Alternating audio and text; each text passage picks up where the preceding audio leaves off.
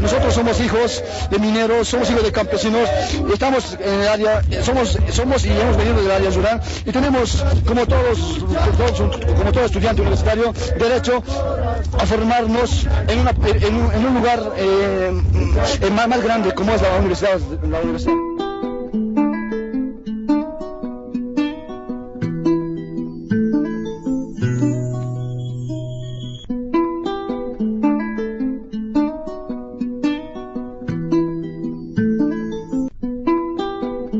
Pero esta lucha no es en vano, compañeros, esta lucha tenemos que ganar, compañeros.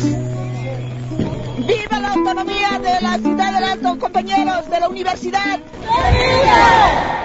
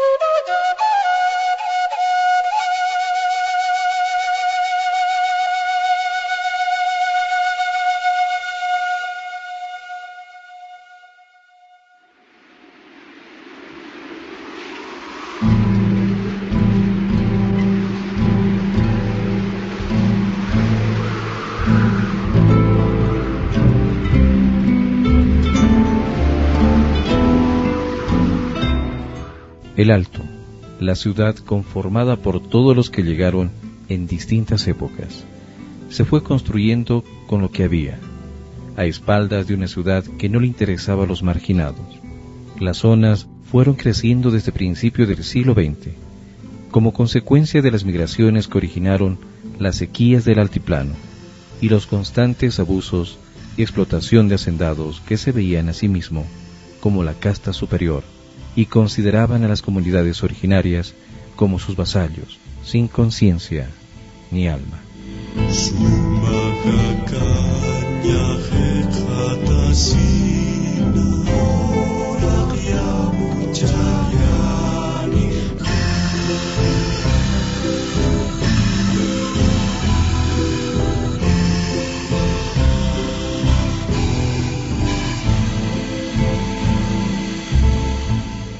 Pero fue en la década del 80 y el 90 cuando su crecimiento fue explosivo tras la aplicación del Decreto Supremo 21060. El gobierno del MNR cerró las minas y otras empresas, iniciando el éxodo de miles de relocalizados y campesinos a El Alto y otras ciudades.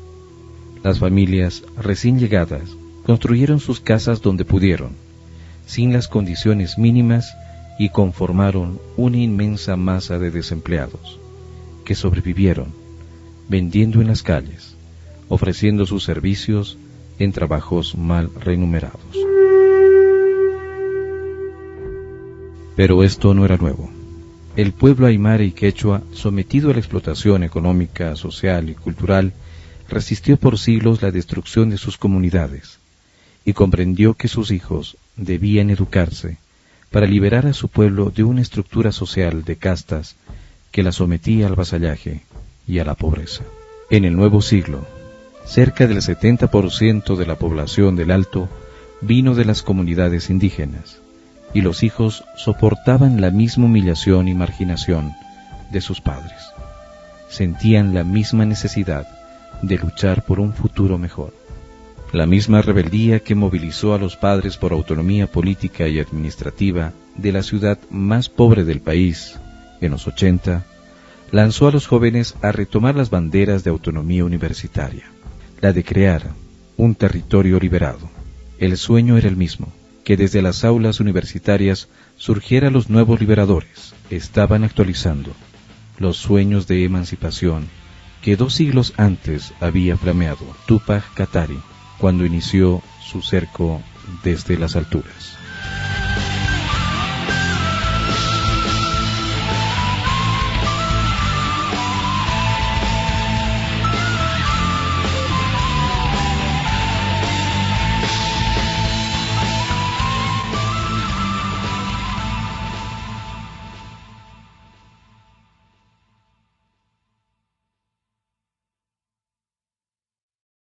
La historia de la Universidad del Alto es una lucha grande, encabezada por la Federación de Juntas Vecinales y su pueblo en el año 1989.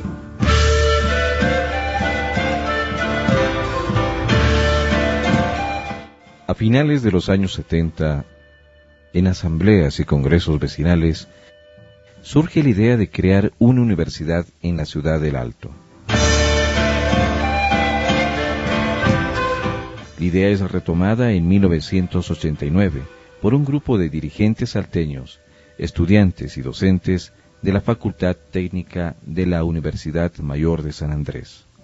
Realizan distintas y masivas movilizaciones que paralizan el Alto y logran que el gobierno ceda los predios estatales de Forno para la sucursal técnica en la zona norte alteña. Nos anunciamos de que los predios de FOMO, que era para la formación de mano de obra calificada, dependiente del gobierno, habían sido abandonados para crear una otra institución que debería administrar a la empresa privada. Sin embargo, nosotros que perseguíamos siempre el beneficio del pueblo, anoticiados de esto, planteamos y por medio del compañero Mario Morales, hacemos un contacto con los dirigentes de FEJUVE de ese entonces. Yo me acuerdo que nos contactamos con Pablo Ticona en primera instancia y posteriormente con el señor Antonio Antequera, que era el presidente de la Junta de la Federación de Juntas de Vecinos del Alto, tomando los predios de Exfom. Pero era necesario realizar nuevas construcciones para la nueva facultad, por lo que los gestores aglutinados en el Comité Interinstitucional Pro Universidad del Alto eligen a un grupo de vecinos para supervisar las nuevas aulas a la cabeza del dirigente vecinal Pascual Alavi, quien con el tiempo se convierte en su principal y muchas veces solitario impulsor. Organiza colectas de materiales de construcción y apoyo económico a autoridades, dirigentes y políticos. Gracias al don Pablo Ramos, que era director de la universidad, como el Silverio Chávez y otros, y aquel año hemos conseguido esto, y debo agradecer al pueblo alteño que para levantar el muro cerco han hecho recolecta de ladrillos de 6 huecos. Tras largos 9 años, en marzo de 1999, se hace entrega formal de los predios de Villa Esperanza.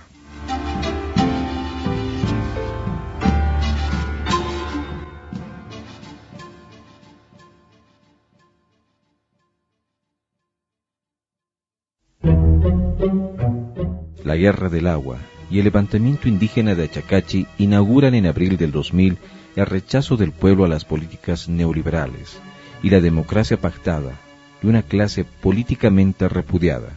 La gobernabilidad de las élites empieza a desmoronarse y en la ciudad del Alto se empieza a revertir el prebendalismo que los viejos partidos utilizaron por décadas.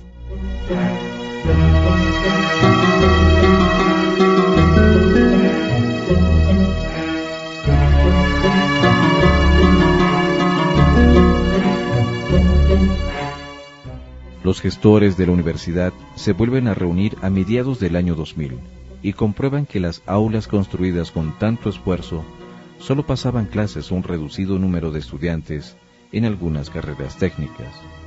No se había generado el centro académico integral con el que soñaron 11 años antes. Los lugares de formación liberales han formado gente para humillarnos. ¿Y el alteño qué dice? El de la UP. El upeísta dice, no queremos seguir siendo humildes. Y peor aún, no queremos seguir siendo empleados del empleado, por ejemplo. Estamos cabreados. Por favor, aquí las cosas no nos podemos inventar, nada. Entonces nosotros hemos dicho, aquí ya estamos muy molestos de que sigan manejándonos como si fuéramos esos domésticos y esos esclavos de mano de obra barata y obra bruta.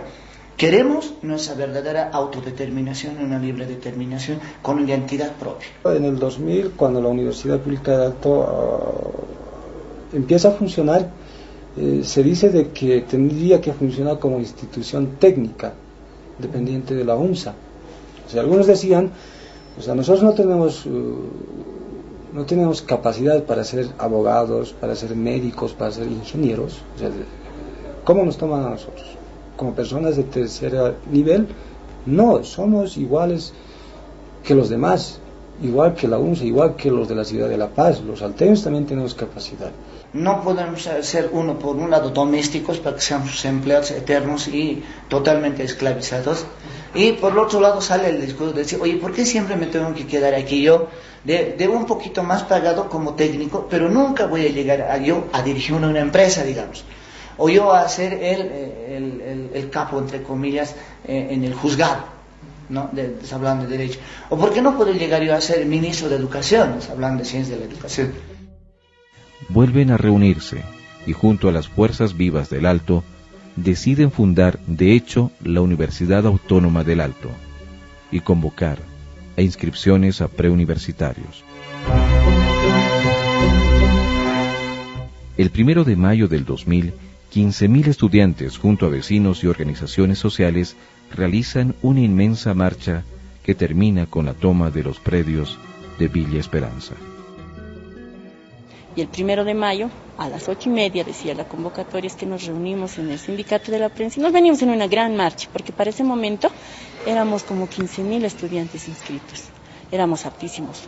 Había centenares y miles de jóvenes con ganas de formarse, con ganas de prepararse, con ganas de superarse. Me acuerdo de esa marcha ahí con dirigentes como en ese momento Julio Mamani, tuvo el Monseñor Juárez también, y tomamos la universidad con esos sueños, ¿no? De formarnos, de prepararnos y de convertir esta universidad al servicio de su pueblo, el Alto. Pasábamos clases con vela, pasábamos clases sin asientos, pasábamos clases sobre ladrillos, sobre adorno, lo que encontrábamos hacíamos problemas, la cuestión era empezar, el detalle era que esto funcione, que alguien diga, en esas aulas se pasan cursos, ese era el detalle, ¿ya? Y me acuerdo que siendo que las aulas de abajo tenían bancos, en las tardes y en las nochecitas nos dábamos la forma de arrastrarnos un asiento hasta el último piso, y así han aparecido, si hubiéramos visto esas veces las aulas, un asiento por aula, un asiento de 2 por aula, imagínate. Era cosa, ha sido bonito empezar, pero ha sido penoso mantenerlo. Pero en realidad yo digo, ya era la creación de una universidad de hecho, ¿no? Teníamos que luchar la de derecho, que costó muchísimo también. Otra vez yo insisto, la UPEA fue creada en un edificio con nada. Y ya era la UPEA, porque lo que había era la gente que la formaba. Mientras eso se ha mirado como el sustento general de las cosas, hasta el nivel educativo va a ser superior incluso al de las universidades locales, porque no se impone, se gesta, ¿no? Es un proceso de gestación, y eso es bien rico. Y hemos seguido con esa situación de las movilizaciones. Las movilizaciones han sido muy, ¿cómo se dice? Han sido muy, para quien lo ve de afuera han sido, ¿cómo te puedo decir? No hay palabra que pueda definir estas movilizaciones. Han sido muy graves, han sido muy tortuosas, han sido movilizaciones que no me acuerdo haber visto antes, porque eran gasificaciones de días completos, peleas con la policía, hasta que en algún momento les hemos hecho acabar su gas y decir que pidan refuerzos y todo, ¿no? Entonces, hay N marchas, N movilizaciones, quizás unas más pequeñas, otras más grandes.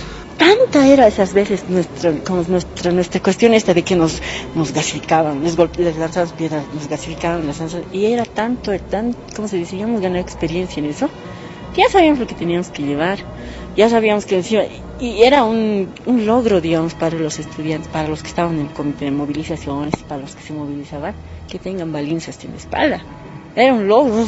Está mi balina, si me ha llegado a mí. Aquí está mi granada de gas que me ha llegado.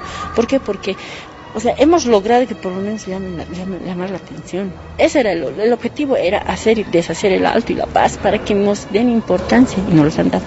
Conjuntamente con las organizaciones sociales, yo me acuerdo de una marcha histórica que entramos desde la ciudad del Alto, la Central Obrera Regional por la carretera vieja, si vale el término. FEDEPAP también entra acá por el Faro Murillo, y a nosotros, a los más jóvenes, nos había tocado desde el peaje, ¿no? Y yo me acuerdo de esa marcha histórica. Habíamos bajado toda la autopista buscando la consolidación de esta universidad. Y por primera vez en mi vida aprendí también esto de las luchas, ¿no? Compañeros que en mitad del bosquecillo gritaban la creación de una universidad, ¿no? Y yo me daba cuenta y decía, ¿cómo vamos a gritar acá si nadie nos escucha? Todo es puro árboles. Yo creo que esa ha sido una de las marchas más importantes, ¿no? Porque ya todo el Alto se vuelca por la creación de esta universidad. Era bien triste andar hasta en la calle. Y organizamos una marcha que tenía que partir, bueno, en realidad desde Oruro. Y en medio de esa marcha, el gobierno decreta la creación de la universidad. El 5 de septiembre del 2000 se ha creado esta universidad con la ley 2115, el 5 de septiembre del 2000. La creación de esa universidad daba la participación del CDI con sus representantes de la COR, FEJUVE, FEDEPAP, COSEDAL, a un representante por organización, pero la ley establecía a esta universidad no como una universidad enteramente pública, ni como una universidad enteramente privada. La universidad creada con la ley 2115 ha sido un engaño en el gobierno del general Hugo Banzer Suárez, que esta universidad no se han creado solamente con el artículo 185 y no con los artículos 186, 87 y 89, no como la Constitución Política del Estado rige. En ese sentido surge el problema a partir de esa fecha, ¿no? Que no tenía una autonomía plena ni el cogobierno de docente y estudiantil universitario. Los postulantes atrincherados dentro del edificio no están de acuerdo con los términos de la ley aprobada y exigen autonomía con gobierno paritario para su funcionamiento. Y desde el otro lado, la Asamblea de la Alcañiz con la COR y FEJUVE, quienes además concertaron esta ley con el gobierno, pretendían ingresar sin éxito a la universidad. La traición estaba ahí y que ellos habían negociado en la ley en esas condiciones y que esa ley les daba también la posibilidad de ser como control social dentro de la UPEA, ¿no? Pero no un control social que realmente ayudara a la universidad, sino fue en realidad posibilitó, que es la palabra exacta, posibilitó el nepotismo dentro de la universidad, posibilitó que esos dirigentes que se habían hecho incluir a su organización o ellos mismos hacerse incluir en la ley, hagan y deshagan la propia universidad, a tal punto que al parecer USNAI o Lavallén a su propia gente colocaban como cotas de poder en secretarías y una repartija de pegas, ¿no?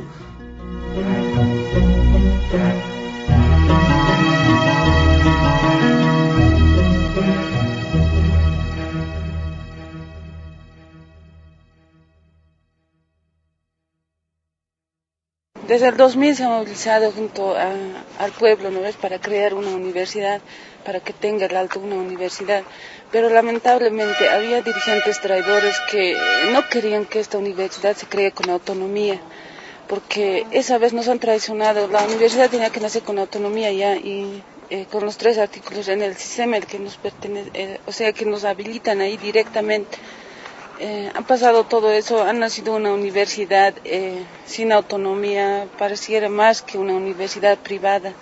Desde ese momento también nos han impuesto un rector, vicerrector que han sido nombrados por el gobierno por la Iglesia Católica, el vicerrector, más así han ido nombrándose entre ellos, pero a la comunidad universitaria jamás nos han dejado participar en elecciones.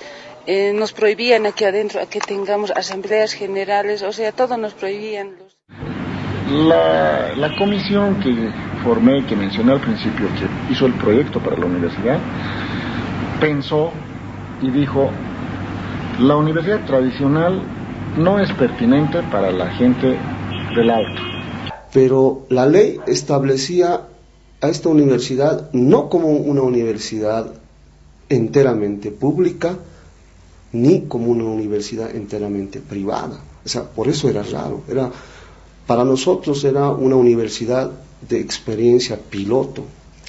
El neoliberalismo lo que quería era privatizar la educación. Y esta era una forma, ¿no?, de hacerlo.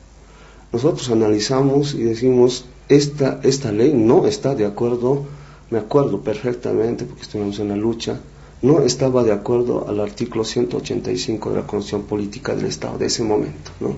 La autonomía, no tenía autonomía. En esas circunstancias participé como miembro del gobierno para la creación de la Universidad Pública del Alto, ¿verdad?, como delegado del ministro de Educación. Sí, podría nada más comentar un poco de si eran las mismas personas que tomaba parte de ese consejo y que después resultamos siendo autoridades. Yeah. Es cierto, ¿no? Es cierto. Justamente porque no tiene autonomía y cogobierno, nos imponen un rector y un vicerrector. O sea, nos dan ellos con sus diferentes méritos que hacen ellos, nos mandan prácticamente ahora descubrimos que era pues un rector sin título con todos esos aspectos, ¿no? Pero ha sido nombrado por el CDI, por la Comisión de Implementación, no ha sido nombrado por los estudiantes ni por los docentes como ocurre en las diferentes universidades. ¿Usted es adenista? No, yo no soy adenista ni soy mirista. Ellos fueron los que hicieron la ley a su medida, designaron a su medida, se hicieron comisiones a su medida para ellos. Eso es lo que había sucedido. Entonces yo me daba cuenta, nos damos cuenta todos, ¿no?, de que aquí la palabra del estudiantado no valía para nada. Y nosotros éramos los directos afectados, ¿no? Ese famoso CDI, por ejemplo, de ese momento, bueno, decían ahí que habría que revisar bien las planillas, decían que por cada sesión cobraban algo así como $200, y bueno, nunca sesionaban, ¿no? Y ahí estaba el clero, ahí estaba Chipana, que era parte de la iglesia, y al parecer era parte de las negociaciones del Monseñor Juárez también, ¿no? Porque el Monseñor Juárez estuvo el 1 de mayo en la toma, y bueno, después su acólito Chipana estaba como vicesector, ¿no? O sea, eran repartijas, nepotismo. El error de Javier Tito Espinosa, el querer involucrar a una universidad en una forma muy autoritaria y sobre todo de una dispersión de ideas de lo que viene a ser nuestra cosmovisión, hace que se entorpezca, digamos. Entonces, ¿qué era Javier Tito Espinosa? Nuestra lógica, este era autoritario y dictador, y desconocía la lógica tetraléctica del AIU para poder proceder, por ejemplo, ¿no? Nosotros como andinos compartimos una matriz cultural de toda América, pero particularmente en los Andes. Creemos que la energía proviene del cosmos. La energía vital de nuestro cuerpo físico proviene de los principales puntos de referencia cósmico que tenemos acá en los Andes. Y creemos también que nosotros estamos articulados entre el cosmos, nosotros hombre, y la tierra Pachamama. Se van a buscar, yo siempre he dicho, esa prostitución ideológica, con la iglesia sobre todo, y empiezan a golpear, a masacrar, lo mismo nomás, ¿no?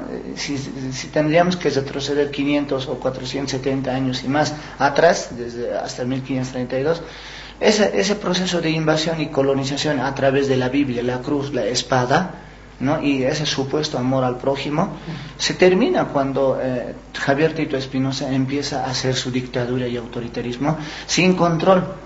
Tenemos como símbolo nuestra huipala, que es este multicolor cuadro de colores que representa la pluralidad. Sin embargo, en esta pluralidad está nuestra unión, nuestra integración, porque también la pluralidad y las diferencias reflejan una armonía. Tito Espinosa, por el rostro indígena que tenía, él hablaba del rescate de los originarios. De hecho, en la universidad podemos ver el auditorio decorado con aguayos. En algunas movilizaciones que hicimos nosotros, en contra de nosotros, él traía gente de CONAMAC, con ponchos, a veces inclusive los mismos administrativos de la universidad se colocaban ponchos, chicotes, y nosotros observábamos, decíamos, mira, parece un indígena, pero fíjate bien, está puesto Reebok, decíamos, ¿no? O sea, eran tenis de marca. Caramba, ¿cómo disfrazaba el tema de lo indígena?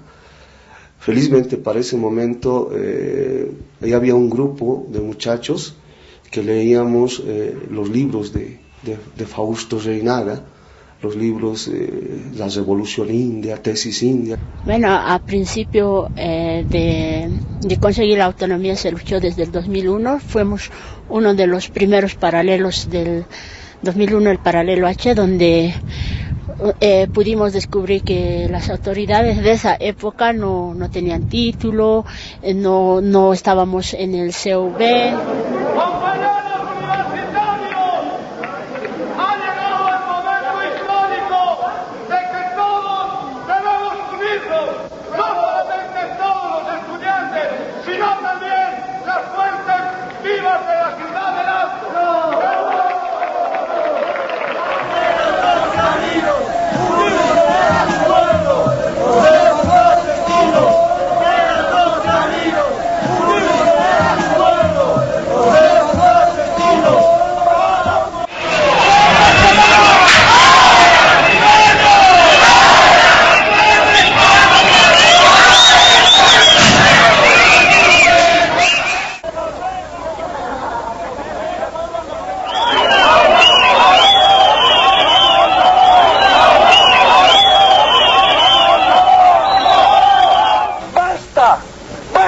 Señores, ya los hemos soportado bastante, compañeros.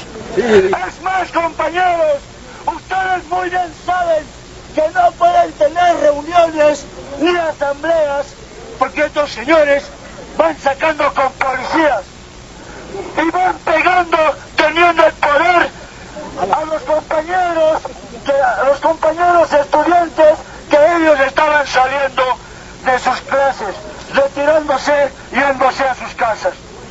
Es más, compañeros, con esto acabo, compañeros, pedirles que esto recién empieza la lucha universitaria, la revolución, compañeros. ¡Que viva la Universidad Autónoma de Alto! ¡Que viva la autonomía universitaria! ¡Que viva! ¡Fuera el rector, vicerrector de la UPEA! ¡Fuera! Estábamos totalmente identificados como luchadores. Ellos sabían exactamente cuál o quiénes son los que organizaban, quiénes eran, entre comillas, los más revoltosos, los gritones, los peleadores, etcétera, etcétera. Sí, fuimos expulsados todo el paralelo, donde nos tuvimos que ir a cobijar allá en la COR para pasar clases. No podíamos ingresar, éramos perseguidos, éramos golpeados. Frente a las movilizaciones grandes o pequeñas que nosotros hacíamos, el gobierno, y bueno, en particular el Tito Espinosa, organizaba sus grupos de choque, ¿no? Tenía grupos de choque, tenía seguridad privada, tenía los números del Distrito 5, ¿no? Cualquier llamado que hacía Tito Espinosa al Distrito 5, en cuestión de 10 minutos ya estaba una furgoneta de policías, ¿no? Ya dentro de la universidad, ¿no? Entonces eso mostraba que esta universidad no tenía su carácter autónomo, porque la autonomía, pues, en épocas de dictadura hay que ver cómo se ha desarrollado la historia de la autonomía en la Universidad Boliviana. Aquí en la UPEA se entraban los policías como Pedro en su casa, o sea, no respetaban este recinto de educación superior. Yo me recuerdo, caramba, de los balines que recibieron algunos compañeros, ¿no? Nos cazaban o querían cazarnos como a conejos en el patio.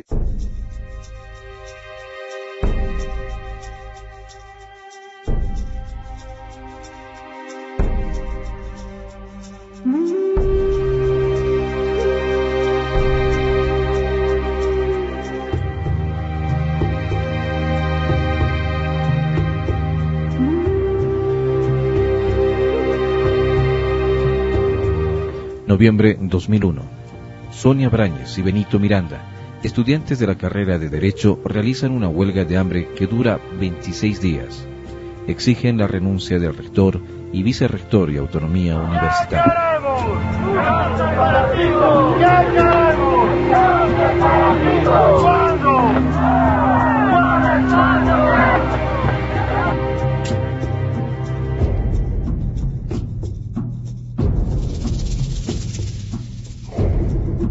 Aquí parece que hay paramilitares dentro de la universidad. Fui agredido por una montonera de administrativos. No fueron estudiantes, ni fueron los policías que me agredieron. ¿Desde qué violación de derechos humanos estamos hablando? Esas son... Además, uno cuando se mete a estas luchas, si uno se mete a estas luchas, tiene que aguantar. Y entonces, ¿yo qué voy a ir? ¿A llorar a la Plaza Murillo? Mis derechos humanos, y... Si yo estoy en esto es porque yo creo en una causa, en una lucha, y tengo que aguantarme. Si voy a morir por mi causa, porque creo en ella. Y no voy a estar llorando que los derechos humanos, que... ¿Verdad? Eso es de cobardes para mí.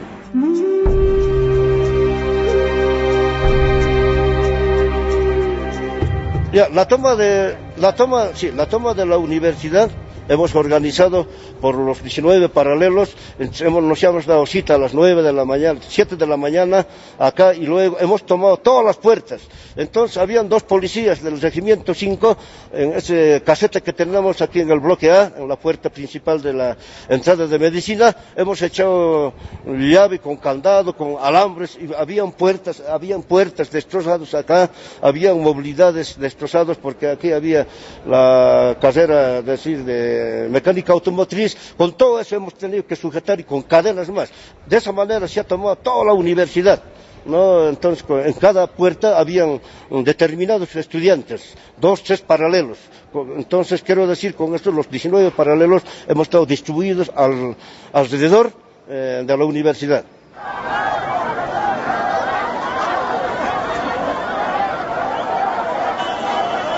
En esta oportunidad quiero dirigirme a todos los presentes para hacer conocer la tramposa designación de parte del CNI, que realmente durante 1 año y 6 meses nos han engañado a esta universidad, manteniéndonos a un lector que no tenía su título, aún más compañeros donde ellos se han autonombrado en este marco ilegal.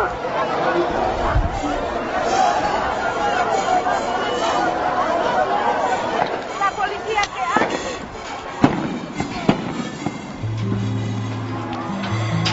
¡Golpe! ¡Arriba! ¡De golpe!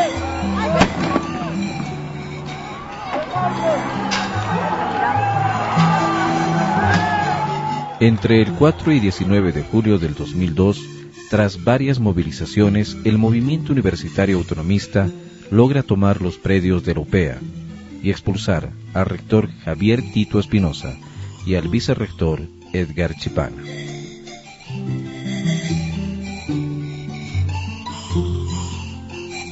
Después de varias asambleas docentes estudiantiles, se elige como rector interino al doctor Jorge Echazú.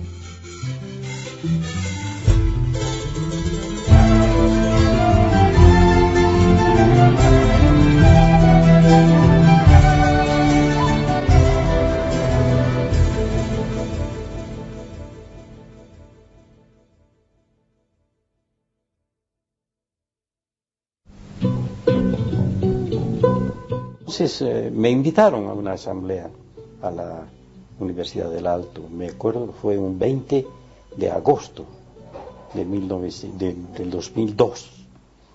En esa asamblea yo les hablé de la universidad, les hablé de la autonomía, les hablé de toda mi experiencia docente, de dirección, de la constitución de la carrera de Ciencias Políticas en la UNSA, en fin.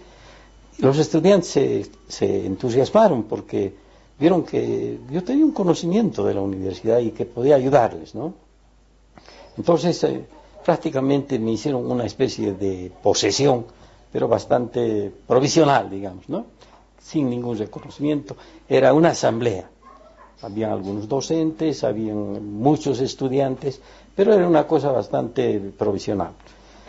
Pero este movimiento de nombrarme rector ya fue cada vez más fuerte, ¿no?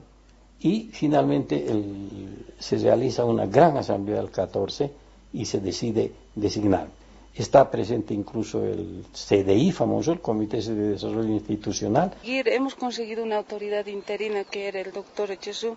Hemos conseguido mediante asamblea por democracia estudiantil, o sea, practicando ya la autonomía universitaria, el cogobierno docente estudiantil. Después que hemos nombrado eso, el gobierno igual nos han rechazado, no querían saber nada de las autoridades, seguíamos con la lucha de nuevo. Claro, en realidad Tito había sido expulsado de la sede central y se instaló en una escuela, ¿no? Y ahí pretendió realizar la labor académica, administrativa, en fin, porque recibía él todos los recursos de la universidad mensualmente. Se dividieron en grupos, ¿no? Había un grupo acólitos de Tito, los llamábamos titistas, acólitos de Chipana, lo llamamos chipanistas o monaguillos, porque el que sigue al clero, el que sigue a la iglesia es pues un monaguillo. Y a este otro lado nos denominamos los autonomistas, ¿no? Entonces, monaguillos, chipanistas y titistas pasaban clases en Villa Dolores. Nos cortaron la luz, nos cortaron el agua, no teníamos teléfonos. Y no solamente, sino que teníamos deudas. Aparecían las facturas no pagadas por este señor varios meses. Entonces recurrimos pues a las matrículas. Era el único ingreso, las matrículas de 20 bolivianos, ¿no? Con esos 20 bolivianos logramos pagar luz para que se pudiera pasar. Con velas han estado pasando algunos docentes a las clases. Yo también daba algunas materias en la carrera de Derecho, ¿no? El agua era insoportable. Imagínense ustedes miles de estudiantes en un local donde los baños no tenían agua.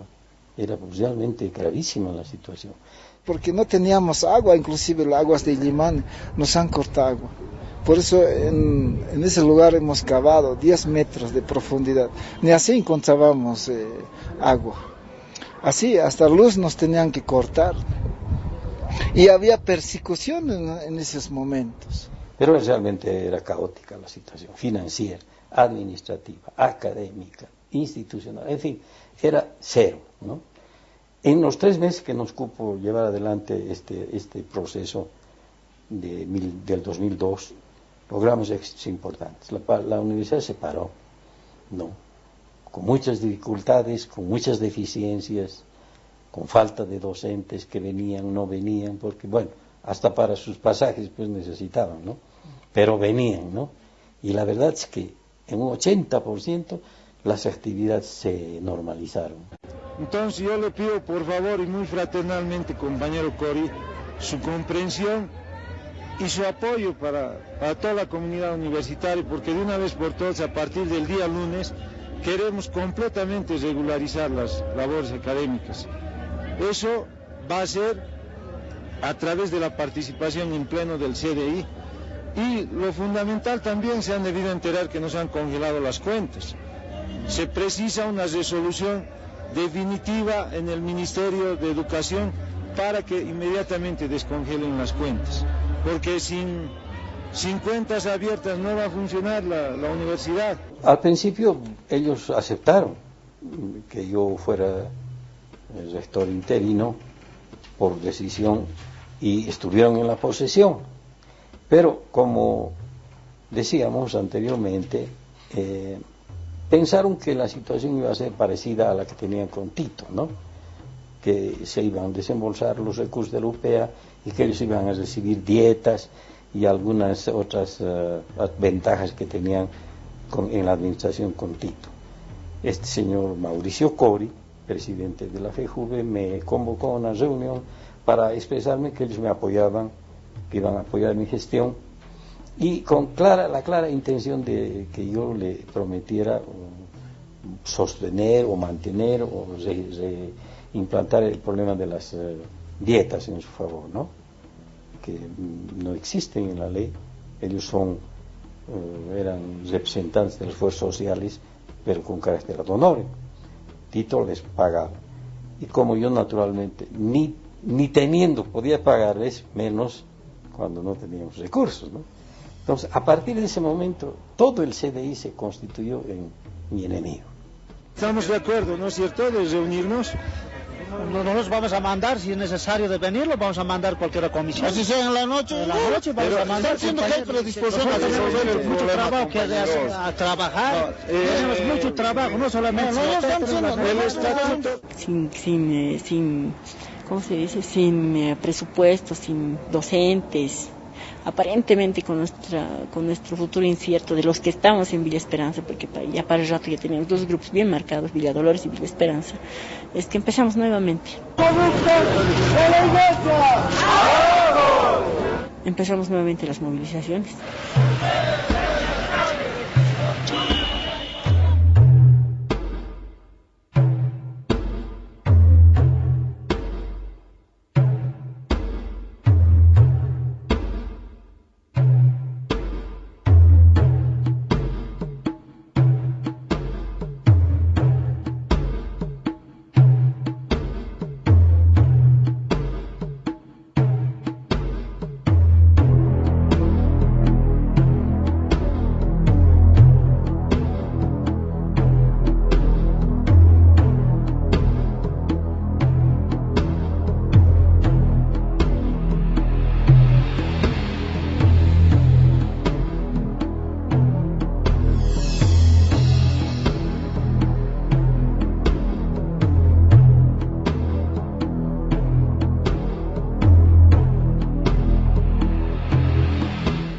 Para finales del 2000, el movimiento autonomista sufre la intervención del sector opositor, que utilizando dinamitas y engañando a niños, logra tomar los predios de Villa Esperanza.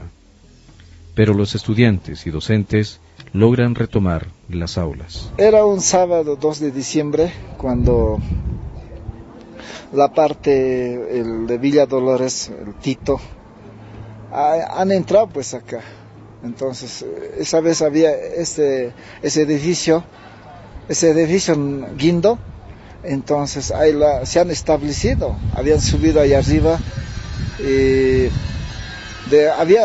estaba instalado un rondana, de ahí habían trabajado toda la noche subiendo todas las piedras.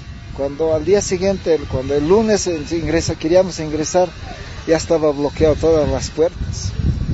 Entonces no había ni cómo ya entrar, porque estaban resguardado toda la universidad. Pero sin embargo, a esa hora de las 11 de la mañana viene una lluvia, ¿no? Porque ellos estaban aquí adentro con dinamitas, matasuegras, todo tipo de explosivos estaban armados ahí arriba.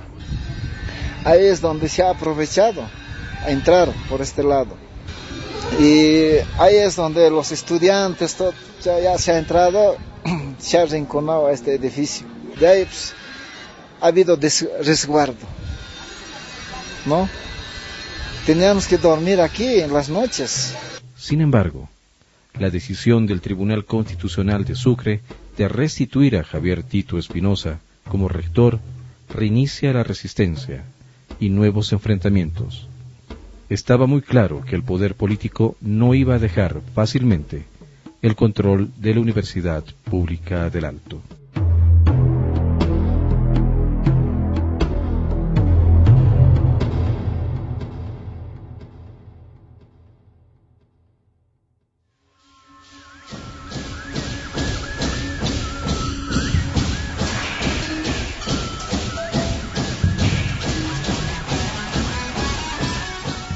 En el nuevo año, los sectores autonomistas se atrincheran en los predios de la Universidad Pública del Alto e inician nuevas movilizaciones para cambiar la Ley 2115, que van creciendo hasta Febrero Negro.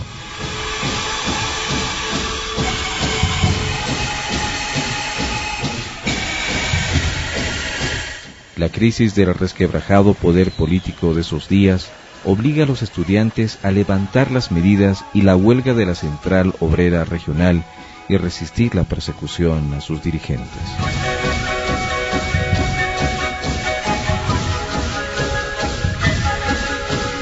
Tras las primeras elecciones autonomistas, sale como ganador Jorge Echazú, pero no es reconocido, y el gobierno habilita las cuentas a Javier Tito Espinosa, quien utiliza los dineros para comprar la conciencia de dirigentes y medios de comunicación e inicia una campaña de desprestigio al movimiento autonomista.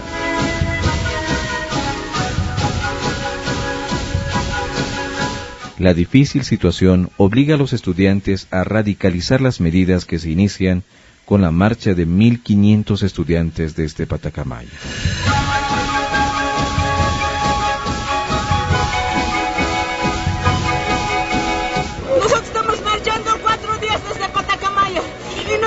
A que nos clasifiquen. Nos cuesta caminar 4 días. Tenemos ampollas en los pies. ¿Cómo nos van a clasificar? Nosotros estamos luchando por la autonomía de la universidad. No es posible que nos clasifiquen, que nos den la ley, que cambie la ley de 2115. Por eso estamos luchando nosotros.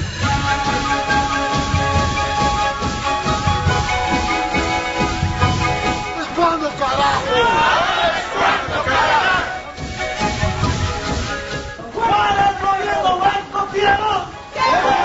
¿Cuándo? ¡Ahora! ¿Cuándo es cuándo, carajo? ¡Ahora es cuándo, carajo! ¡Los veo de pie! ¡Nunca de rodillas! ¡Los veo de pie! ¡Nunca de rodillas! ¡Los veo de pie! ¡Nunca de rodillas! ¡Los veo de pie! ¡Nunca de rodillas! Tras la marcha, se instalan distintos piquetes de huelga de hambre, marchas, tapiados y enfrentamientos con la policía. Hay que hacer huelgas de hambre, marchas ininterrumpidas, y el gobierno ni siquiera se inmuta, ni siquiera habla, no quiere ni hablar. Es realmente algo que impresiona y que nos deja mucho que pensar de un gobierno y de su propia moralidad. ¿Cuántos estudiantes se van a tapear ahora? No sé, son por lo menos unos 11 compañeros acá, 12 compañeros, el tapiando va a continuar el día de mañana abajo.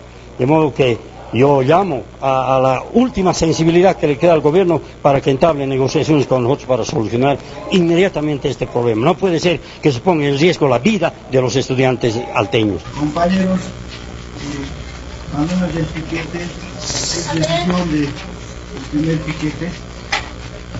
No vamos a levantar esta medida mientras no se consume. Compañeros, está en manos de usted, está en manos del gobierno.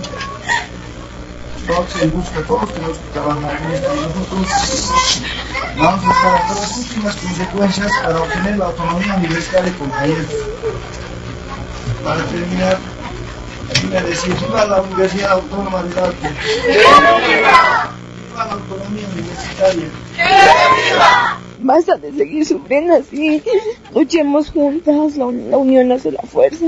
Por favor, movilícense en afuera, muévanse, asistan a las movilizaciones, porque si no, no nos van a escuchar. Por nosotras, por favor.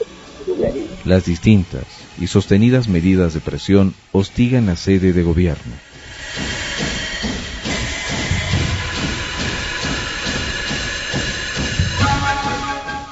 Estas movilizaciones obligan a diputados a firmar un convenio, que es desconocido después por los mismos legisladores del oficialismo. Porque necesitan esa autonomía universitaria para estudiar, porque así están los jóvenes sin trabajo, sin estudio, no hay seguridad, hay cierta inseguridad en el estudio, entonces ellos, por esa razón estoy dando mi apoyo a la huelga de hambre. La huelga de diputados del MAS y el MIP y una radical marcha movilizada de estudiantes de la Universidad Pública del Alto, el 4 de junio, por el centro paceño, obliga a los diputados oficialistas a firmar un convenio final para tratar la ley de autonomía de la Universidad Pública del Alto en agosto. Pero esta promesa nunca sería cumplida, ya que tras larga espera, el 18 de septiembre, los diputados del oficialismo boicotean la sesión del Congreso donde se agendó la modificación de la Ley 2115. Ahora estaba claro que el gobierno del MNR tenía mucho miedo a la Universidad Alteña y que no permitiría su autonomía. Hay un malestar en realidad de los estudiantes que han esperado todo el día, se los ha agendado, están esperando 15 días ya, ellos han venido esta mañana, han estado muy disciplinados, no han hecho ninguna molestia ni cosa por el estilo, y de pronto la presidenta que estaba en ese momento, doña Teresa Paz, clausura la sesión, nos apagan las luces y nos dejan a todos sin tratar el tema de la universidad. Las molestias hacia adelante, que no vengan a decir que es el MAS el que está organizando. Los universitarios se sienten traicionados, que respondan a la ciudad del Alto mañana.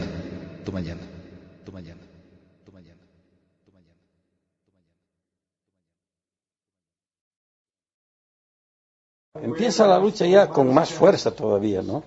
Con más marchas, crucifixiones, enterramientos, lapidaciones, se metían una lucha despiadada, ¿no? Y ataques de todo tipo, no venían muchachos pagados seguramente a tirar piedras contra la universidad, incluso ocupaciones, alguna vez se metieron de noche, un grupo, bueno, una lucha que realmente incendió la rebeldía de todas la importancia de esa lucha es que fue una especie de chispa que prendió en la ciudad, y como bueno el neoliberalismo ya estaba en decadencia, entonces se dio en la realidad una conjunción de las luchas, ¿no?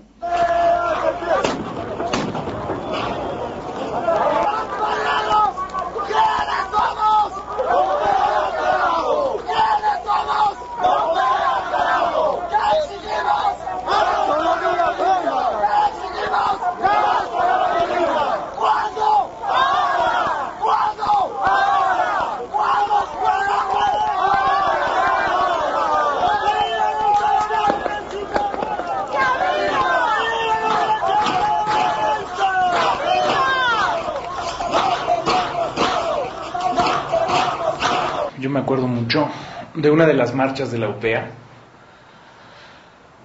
que baja. Y me acuerdo mucho porque bajaban con los escudos de Calamina. Y en algún momento en un cruce, en la ladera, ya con la policía de frente, algunos de los chicos se parapetan frente a la marcha, entre la marcha y la policía, para cuidar a los viejos, a sus viejos que marchan con ellos. Yo siempre dije que eso era como un síntoma que no se calibró bien qué era lo que estaba pasando. Se puede hablar de estudiantes rechazados y de población discriminada siempre. La ley 2115 sí es una ley trucha. Pero era pues una muestra más de cómo los consideraba la clase política, ¿no? A los salteños. Es decir, seguían siendo indios recién migrados y pobres. Y punto.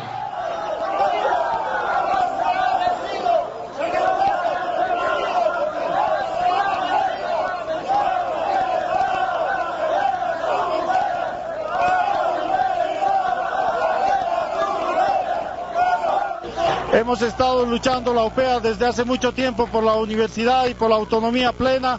Lamentablemente el gobierno no quiere escuchar y no quiere dar nada que favorezca al pueblo boliviano. Por eso hemos decidido unificar las fuerzas y junto al pueblo boliviano vamos a luchar por gas y autonomía. Entonces habíamos visto que solos no íbamos a lograr esto, ¿no? Marchábamos por la ciudad. Nos parecía una rutina ya, ¿no? Caminábamos, a veces nos peleábamos con los policías, hasta ahí llegábamos. A veces bloqueábamos autopista, pero el pueblo nos miraba, a veces nos criticaba también, ¿no? Entonces, al final decidimos utilizar una estrategia, ¿no? De concientizar a los dirigentes medios, a las juntas vecinales, al distrito 4, al distrito 5, y hemos concientizado a los vecinos en problemática, ¿no? Porque pedían, digamos, información del gas, ¿qué era? A veces los señores entendían que el gas de cocinarse, ¿no? Pero nosotros habíamos explicado que no era así, que es gas natural, ¿no? Entonces hemos sido un trabajo, digamos, así, qué sé yo, muy sencillo, pero que ha contribuido. Se combinó el problema de la autonomía, el problema de la emergencia de las naciones originarias, ¿no? El enorme daño que había causado al país el neoliberalismo, el autoritarismo y finalmente pues la masacre, ¿no? El hecho de que el ejército saliera a empezar a matar gente, porque la masacre empezó mucho antes del 17. Entonces se juntaron todos esos elementos, ¿no? Políticos y la UPA al medio, ¿no? Y eso es lo importante.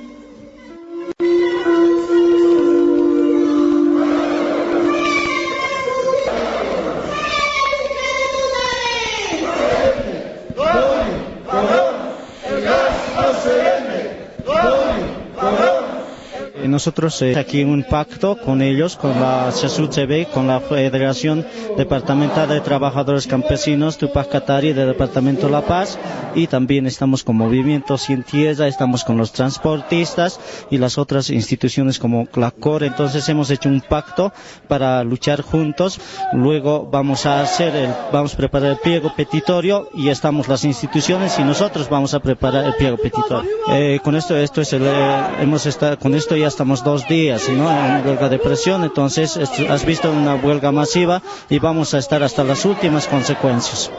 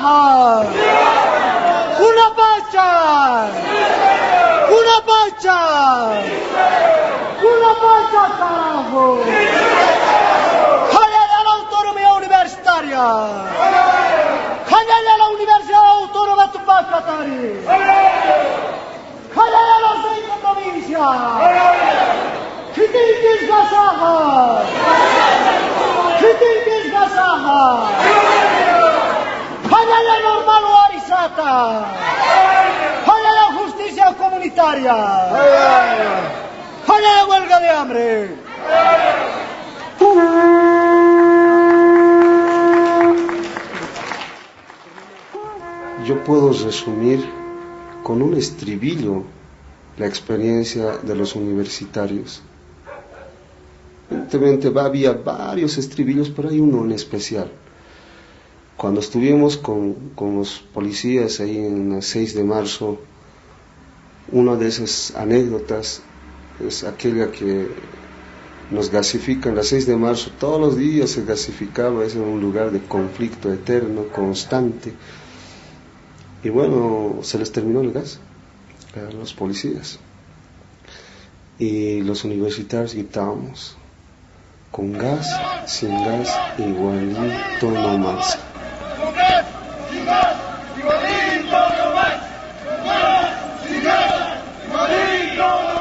Estoy segura de que la universidad ha aportado harto, porque al final ha formado a las personas que han ido zona por zona a organizar los mitines, los bloqueos, las cosas que se dieron en octubre.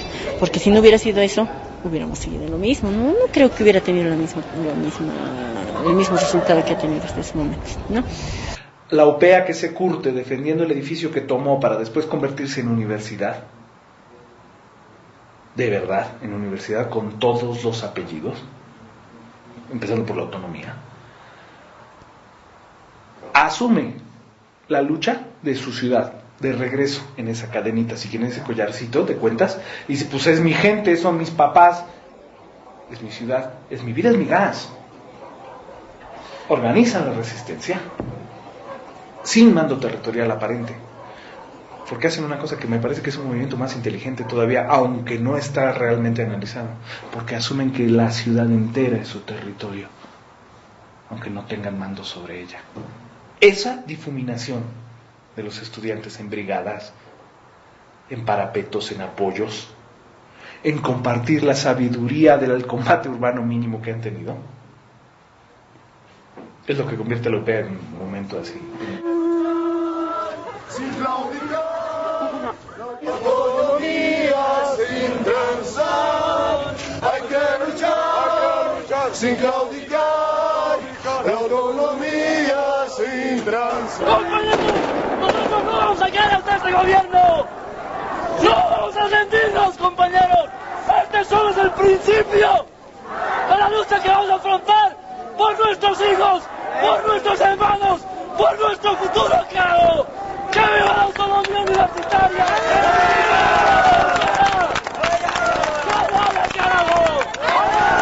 2 de octubre. Organizaciones sociales del Alto determinan paro cívico contra el intento del gobierno de exportar gas a Estados Unidos. Estudiantes de la UPEA, junto a otros sectores, efectivizan el paro con fuertes enfrentamientos contra militares y policías en cercanías de la Ceja El Alto. El lugar donde más se ha luchado ha sido uno en Río Seco, pero puntualmente esto de la zona de la 6 de marzo había un enfrentamiento con la policía y los militares. Disparaban, digamos, con gases y nosotros también teníamos que organizarnos y teníamos que defendernos y nosotros no teníamos, como se dice, armamento, sino era la habilidad de cada uno, la forma de poder cómo defenderse contra los militares que sí tenían armamentos, que tenían fusiles de guerra, balas de guerra, ¿no es cierto? Entonces ha sido un desenlace en la cual tal vez nadie conoce esto de la avenida 6 de marzo, ha sido un enfrentamiento prácticamente de cuerpo a cuerpo con los militares, ¿verdad?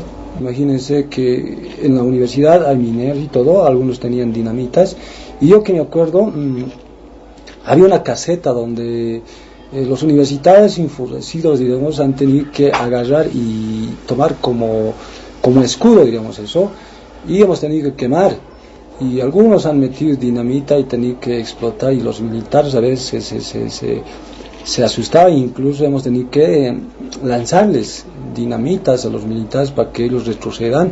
También nos contestaban, y la organización ha sido, como se dice a veces, de gente que algunos tienen experiencia como mineros y otros que como han ganado esa experiencia en la universidad han podido poner en práctica.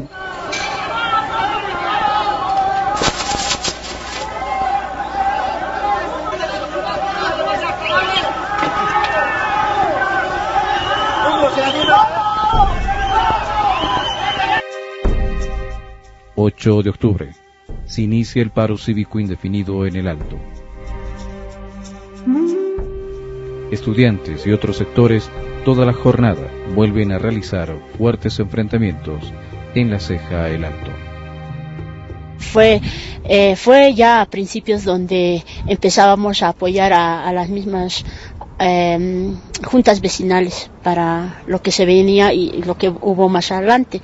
El 8 de octubre fue un enfrentamiento porque estábamos yendo a marchar para pedir la autonomía hacia el Congreso, pero de repente nos lanzaron gases, justo estábamos al frente de las oficinas de seguridad física de la policía, nos lanzaron gas, los compañeros empezaron a decir quiénes eran, ya hubo enfrentamiento, todo eso, y los famosos arcabuces que lo llamábamos, nosotros que utilizábamos poniéndoles petardos para poder defendernos, pero la policía pensaba que eran armas contundentes, donde nos dijeron que estábamos armados, que éramos terroristas.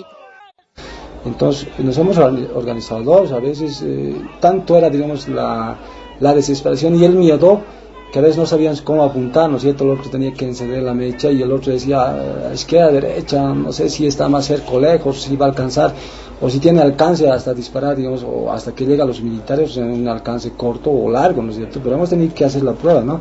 Y es un movimiento generoso, que no reclama el mando, ni el mérito, que se reclama a sí mismo como parte, ¿no? Después ya lo demás es anecdótico, si les salía bien, si les salía mal, si se peleaban, si sus artilugios funcionaban o les estallaban a los chicos, si las bombas molotov se podían tirar todas o al final quedaron 200 ahí. Siempre te dirían en las comunidades, ¿no?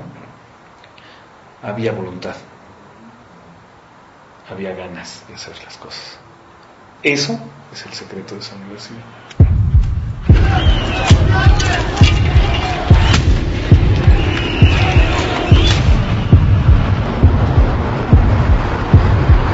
Cosecha un gran proyecto subversivo organizado y financiado desde el exterior para destruir la democracia boliviana. Es importante decir a todo el pueblo de Bolivia que yo no voy a renunciar.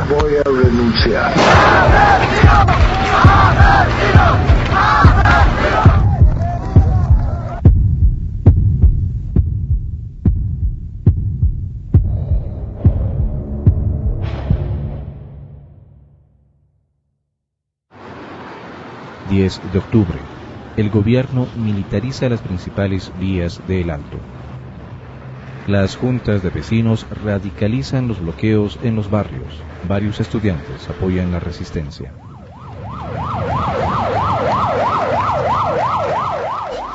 Entonces nosotros nos hemos ido y la gente decía ahí que era mayor de 40, 50 años, ustedes son jóvenes, vayan, les vamos a apoyar de aquí, ¿qué necesitan? Se los vamos a preparar, esas ustedes que dicen bombas molotovs, vayan ustedes compañeros, incluso nos hemos hecho unos escudos de madera y con telita para agarrar así, y porque el avión venía de arriba también, o sea, avión militar a disparar a ver si nos protege esto, ¿no es cierto? Y nosotros nos hemos organizado, pero lo más triste era de que el momento porque también venía por atrás los militares, no solamente por la avenida de Río Seco, hemos tenido que ocupar espacios. El puente de Río Seco, donde pasan, digamos, el agua, en ese lugar, los militares por las avenidas nos disparaban, o sea, a matar. Nosotros esquivamos las balas. Algunos que les han pescado las balas y han muerto varios, incluso había un señor que ha perdido el brazo muerto.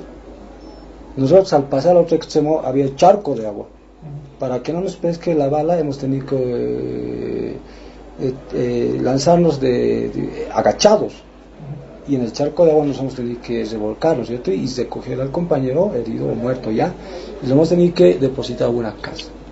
Habían otros que querían también sin pies, otros incluso de la cabeza, ¿no es cierto? Nosotros no hemos pensado mucho si morimos o no morimos, el objetivo era defender y recoger a la gente que caía muerto. 12 de octubre. Mueren vecinos por balas de guerra en la zona norte del Alto. En días posteriores, la cifra fatal llegó a más de 60 muertos. El repudio genera protestas nacionales. El 17 de octubre, Gonzalo Sánchez de Lozada renuncia a la presidencia y huye a Estados Unidos en medio de inmensas movilizaciones en La Paz. Primero, quiero decirles que uno de los grandes errores que hemos cometido en el gobierno, que hemos cometido en el Estado a lo largo de la historia, es no saber quiénes son los aymaras. Si hubiéramos leído un poco de historia, sabríamos que al pueblo aymara nadie, nunca, lo ha derrotado jamás. Nunca nadie ha podido vencer al pueblo aymara. Y yo quiero expresarles mi compromiso. En el primer punto, contarán conmigo para que la Universidad Pública del Alto sea autónoma. El 12 de noviembre de 2003, tras 4 años de intensas movilizaciones estudiantiles, el nuevo gobierno promulgó la modificación de la ley de creación de la Universidad Pública del Alto y le otorgó autonomía universitaria.